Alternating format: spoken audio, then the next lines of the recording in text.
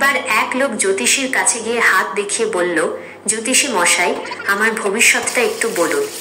জ্যোতিষী অনেকক্ষণ হাত দেখে বললেন, আপনার জীবনে অনেক সুখ আছে। আপনার একটি সুন্দরী স্ত্রী হবে, প্রচুর ধনসম্পদ হবে এবং সমাজে আপনার অনেক নামডাক হবে। লোকটি খুশি হয়ে বলল, বাহ, এটা তো খুব ভালো খবর, কিন্তু এইসব কবে হবে? জ্যোতিষী মুচকি হেসে বললেন, যখন আপনি মারা যাবেন তখন আপনার স্ত্রী আপনার জন্য খুব কাঁদবে। তখন আপনার নামে রাস্তার নামকরণ করা হবে আর আপনার নামে একটি স্কুলও তৈরি হবে। লোকটি হতাশ হয়ে বলল, এটা কেমন কথা? এসব তো আমার মৃত্যুর পর হবে। আমার বেঁচে থাকতে কি কিছুই হবে না? জ্যোতিষী বললেন, বেঁচে থাকতে আপনার শুধু কাজ, কাজ আর কাজ।